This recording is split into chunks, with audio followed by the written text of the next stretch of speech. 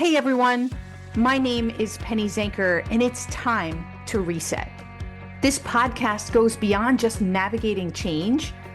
It's about new ways of thinking about how you can approach challenges, how you can shift your mindset when needed, create some space and grace for yourself so that you can rethink, recharge, and reprioritize when and where needed. Are you ready to unlock your full potential? Thank you for hitting play and sharing this next episode with me. It's time to reset. Hello, and welcome to Take Back Time. My name is Penny Zanker, and I'm your host. And we look at all different ways on this show that you can take back time. And, it's not just the things that you're doing in terms of it's how you show up. It's how you take care of yourself that can make a huge difference in taking back time and making the most of the time that you have and getting the most done by bringing your best energy. And so today we're going to talk about making time for your health and how that can help you to take back time. And today I'm super excited to have with us Barby Ingle with us. She is a best-selling author, a reality personality. That's a weird thing to say, right? Reality personality.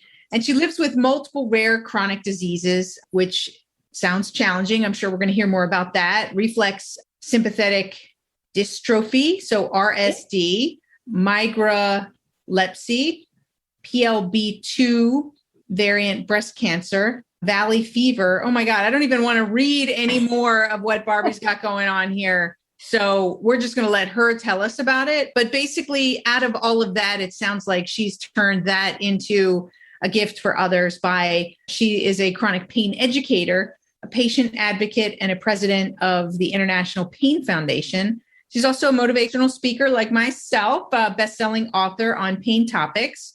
And without further ado, Barby, welcome to the show. Thank you so much for having me, Penny. I'm so glad to be here. So, wow. What can I say? I mean, it sounds like you really have a lot of challenges health-wise. Tell us a little bit about that and how that shapes your perspective of time. Absolutely. First, great job on pronouncing them. Most people can't even do what you did. So great job. It's like alphabet soup, right? So yeah, the worst one is the first one you mentioned, reflex sympathetic dystrophy. And a lot of the other challenges that I face, such as dystonia and gastroparesis, they're secondary to the RSD. And R stands for reflex. Anything in your body that's automatic goes haywire. S is sympathetic. That's my nervous system, sympathetic nervous system. And that feels like someone put lighter fluid in my veins, catches me on fire, and it's extremely difficult to put out. And then dystrophy is loss of muscle and bone, but it also causes other pains. So it's considered a neuroautoimmune condition, also a rare disease, also a chronic pain disease. So because that burning fire pain is the hardest symptom to deal with of all of the symptoms, although none of them are pleasant. And then all the other things are secondary to that, except the genetic breast cancer, that's the PALB2 is a gene, and that's breast cancer. So I went through lumpectomy, and they're still monitoring me for that. And then the migralepsy is a seizure disorder. So I have all kinds of challenges, both physically, mentally, and I had to find a way to get past and through these challenges so I could keep living life and being a part of a functioning society. So now I share those tips. And I am so proud and happy to be on your show today to share them with your audience. Yeah, well, that's, it's not easy when you're feeling physical pain to be able to manage through it. So I'm excited for you to share some of those tips that are really going to make a difference for people. Before we do that, how has all of this shaped your relationship with time? Oh, goodness, that is a great question. My relationship with time has changed to, instead of being a 24-hour day, it's changed to living in each moment and making it the best moment it can be. So some moments last longer than other moments. And it legitimately is not really compared to a time clock anymore. It's how do I live and do the things I need to do and accomplish them? Is there a faster, better, easier way that takes less pennies? And I actually took something that my cheerleading coaches back in junior high school taught me. They would say, no deposit, no return. And as a student athlete, that was whatever you put into life is what you get out of life. It's like a bank. And when I became chronically ill, that even changed. So I now talk about energy pennies and how I want to spend my energy pennies, which is how do I want to spend my time? Yes. And how I don't take a shower every day. And I learned to use like wet cloths that have certain scents that smell good to me. So it can help me with aromatherapy, as well as recall better memories of better times and wash my body off without having to get into a bathtub or a shower. Because for me, water hitting my skin feels like hypodermic needles. Every piece of water is a hypodermic needle hitting me. Right. And it's extremely painful. So even, not bathing as often, but finding other ways to stay clean. And feel good, right? And because there's also more that a bath or a shower does for us And using a wipe on my body takes maybe 1 penny, whereas getting in and out of the shower and having this heavy wet hair and that type of thing cost me a lot more pennies, maybe 4 or 5 pennies. And I only get 12 pennies a day. So I have to decide, how am I going to spend my pennies today to make this the best day it can be? Do I have a family event or a community event that I want to attend? How much is that going to take out of me? And, if you're a healthy person, you don't even think about time so much, and you don't think about your energy pennies because they're just there and they're something that you're rich with and you don't even think about it. I want to say something to that, as I talk a lot about energy management, not in terms of around pain and coming to that threshold, right? Right. But I do think that people are less conscious and aware of how they're showing up, and that's why they're more disconnected than ever. They're, maybe their motivation is low, right? Or a handful of other things. They don't eat the right foods. And so then they're tired. We're in like a society where people are exhausted. And a lot of it is because they're not paying attention to, their energy management, because they don't, let's just put it like this, they don't have to. You're in a position where you have to. Yes. And, you wouldn't wish that on anyone, right? So we don't want people to get to a point where they have to because of obesity, disease, or, whatever might then result out of not paying attention. Right. Absolutely. And I was one of those people. I never thought about life or time. I took it all for granted. And then all of a sudden I was so sick that I had none. I lost my job, my house, my everything, my livelihood. And but I was still alive. And so I had to find a way to get through and manage it. And that was getting organized and paying attention, and not just with my health, but also financially. It devastates you when you have a chronic disease come on. And, a lot of people go bankrupt and just trying to get through the health system because we're not taught how to navigate the health system until you need it, which is a lot of times too late. And then all of a sudden you have all these bills piling up. I've had over $1 million in medical bills, and I am on disability. I am not rich financially, but I also am debt free. So I found a way to balance it, to get through it, to do it in a different way and still have all of my needs covered. But there was time in there that I had to learn all those skills. Hearing it now through shows like this, podcasts like this, it really can make a difference in somebody's life because you're planting those seeds. I'm planting those seeds that can give them the life they need when they need it. So a couple questions come to mind. So what did you do what was the strategy that you used? Looking back, you might not have known it was a strategy then, right? But what was the strategy that you used when you felt, I don't want to say hopeless, but, like when all of this was coming down, what helped you to stay positive or purposeful in that time? A few things. Practicing being positive. Like as a cheerleader, even if your team is winning 50-0, you still have to keep smiling. You keep going. I just changed it from the team being the football team I'm cheering for to my life and what's going on in my life, cheering myself on. Right. Team Barby. Team Barby. And then I got organized, and I say now organization is my superpower. I organized my bills. I created spreadsheets. I highlighted, I put them into do 3-ring binders, and these are paid. These still need paid. I'm working on this. Right. Communicating with the billing departments at the hospitals and the doctor's offices and saying, look, I only have this much money a month. This is what I can pay. And working out deals with them where I could negotiate my bills down, apply for charity case situations to negotiate the bills, or in the cases where they wouldn't negotiate with me yet, pay them what I could, which it was typically $5 to $10 a month. And they saw the consistency. And then after a certain amount of time, 6 months to a year, 2 years, they said, oh, she's paying every single month as she said she would. Now let's negotiate with her. They knew that it was a struggle for me. So I was able to negotiate and communicate with them, not just about the health challenges with the health team, but also communicating with the billing departments and those people and with my insurance companies to say, hey, insurance company, I noticed, did you know 8 out of 10 medical bills has a mistake?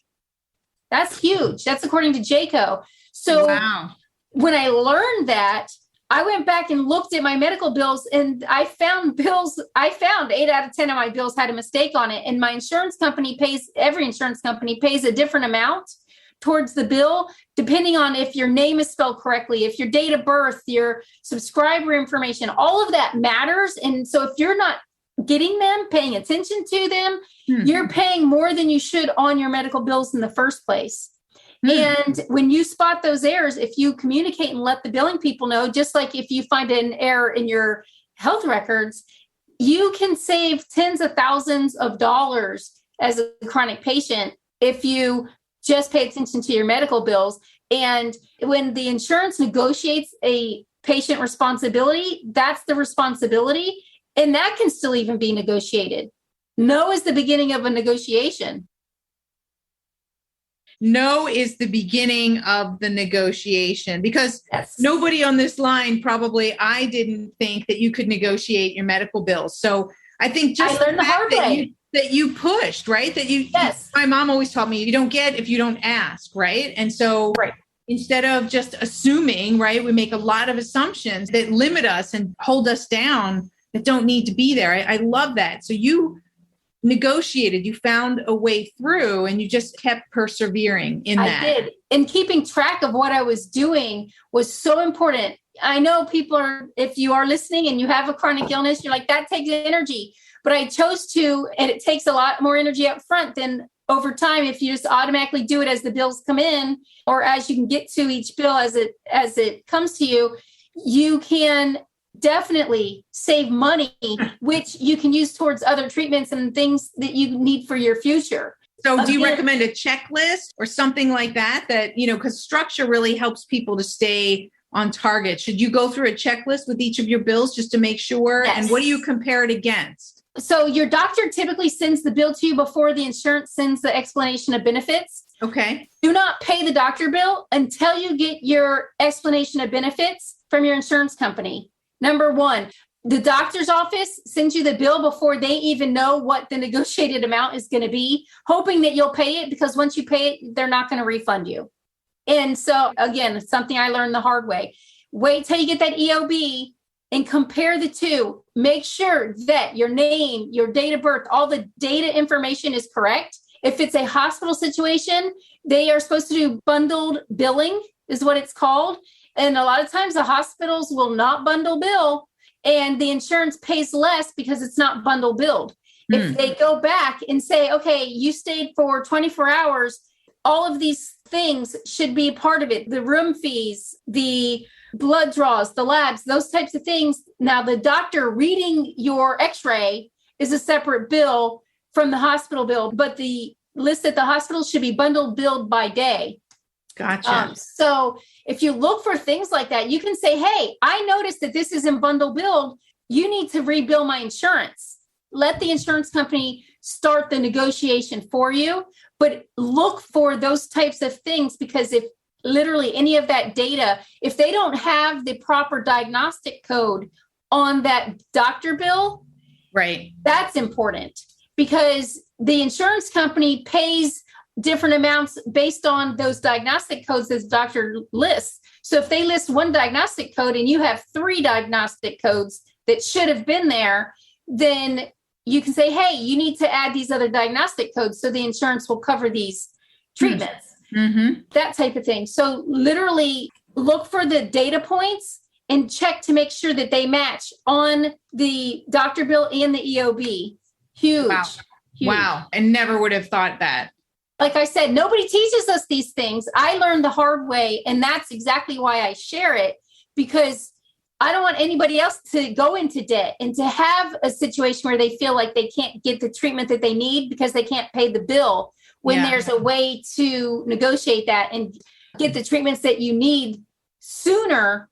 Getting that access to proper and timely care is so important, because without it, your symptoms will exacerbate, your condition can spread, worsen, and your life will deteriorate when you could have gotten the help sooner. So what came up for me is when you're really ill and, you went through a lot of pain, did you have somebody to advocate for you? Did you have somebody who you could pass this information to that could support you? Yes. My husband, for me, and at the time when I met him, I didn't know that I had a rare disease or that they wouldn't be able to fix it. There was no cure. And we kind of learned together. In doing that, I created a team. So I'm the captain of the team, and I have my primary care doctor as my co-captain, but my husband as my caregiver is on the team. He can help me with the billing side, but he can also help me on a daily basis when I'm in my worst moments. He is the one that says, I know how these treatments work. Hey, have you tried this? Did you do that? Let's try this thing. And get me that motivation that I need to know, oh yeah, I didn't try that yet, and there is something that could help. Let me go try that. Right. And so he's there, and he attends almost all of my medical appointments. With COVID, he hasn't been able, when I've had hospital stays, he hasn't been able to go into the hospital with me, which has been very challenging. But as we move through COVID, that will get better and better for us.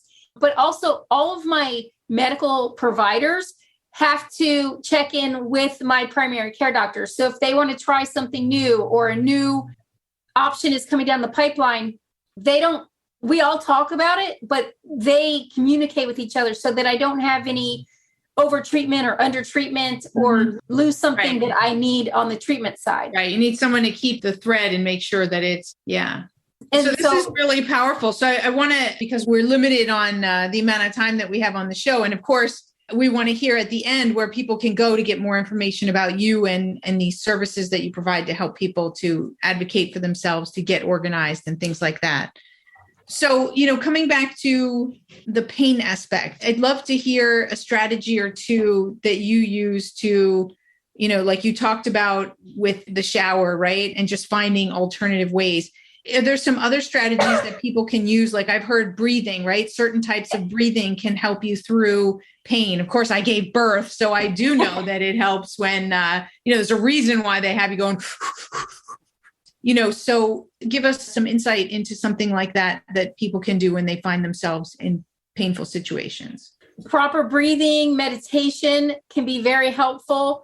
Maintaining, if you are on medication, maintaining a schedule and time every day. I take my medication at this time, and better the consistency, right? Is to take it at the same time every day, so that the medication stays in your bloodstream for the proper amount of time, and you're not going on an up and down roller coaster with that.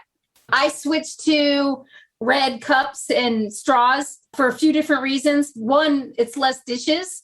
So I save time and energy having to do a lot more dishes. I dropped a lot of plates because I have dystonia. My arms lock up. And cups. So I broke a lot of cups and a lot of plates, which costs money. So I switched to plastic. I use them for a few days, but I also have a poor immune system. I can throw them away and get a fresh cup or a fresh paper plate and do that as needed. And I also created an oasis. So next to my bed is my nightstand. And for those times where I'm stuck in bed and not able to get up and do a lot, I have the items that I need to function right there next to my bed, including a thermometer, a vomit bag or bucket, a oxygen saturation measuring tool. I have because of the valley fever, I have trouble with my lungs. And I have a spirometer next to the bed, something to read that's not necessarily a digital item like a phone that could be hard to look at if you're going through a migraine or that type of thing, but something that's there to entertain you. all the things, so a cup of water or a bottle of water, things that you need in your life to have right there with you to comfort you. I also have a heating pad.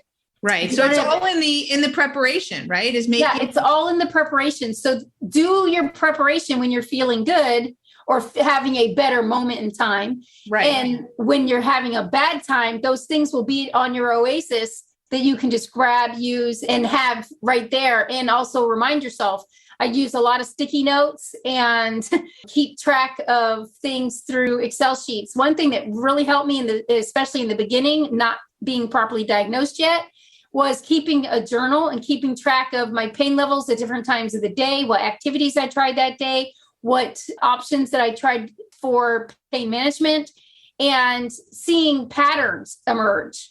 And then using those patterns to better my world around me to get through life a little bit easier. Absolutely. These are fantastic tips. And I'm noticing the parallels with just everyday good, I don't want to call it time management tips, but good, organization, being prepared, yes, making sure that our environment is setting us up for success. I mean, that's every day, right? I mean, if you have a place to put your keys and put your phone, then you're going to know where your phone and your keys are, right? So it's, right, and if you're at your desk and you don't have a glass of water or something like that, then you're not going to drink it. If you do have one, you set yourself up with tissues or whatever you need. So I think it's important to see, I always heard the expression that strategies are cross-contextual, right? If it works in one area of our life, it's likely to work in another area. It's just for some reason, we don't necessarily think about it and apply it. So I'm noticing, yes, many of those things that help to make us efficient and effective in anything that we do also applies in this circumstance of, when it comes to our health. Absolutely. If you have a challenge, get creative. If it's too big of a challenge still and you're not overcoming it, find a way to break it down into smaller parts so that you can accomplish it and do all the things that you need to get done. And also take the guilt off of yourself. If today is, or tomorrow, this week is not a good week, then take that guilt. And I will actually do a motion where I grab the guilt off of me and set it away from my body and say, I'm not accepting that guilt.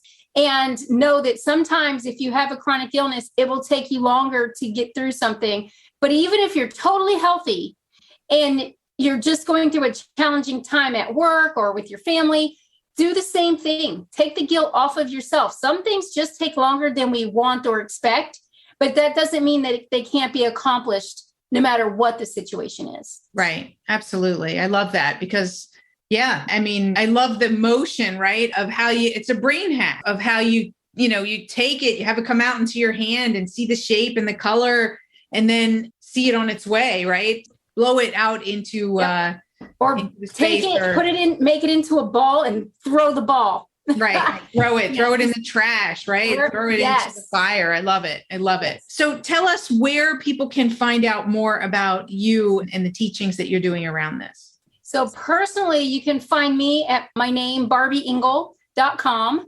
And this is my website, it's my name. And then if you are in need of help with a chronic condition that involves pain, you can check out International Pain Foundation and their website is internationalpain.org.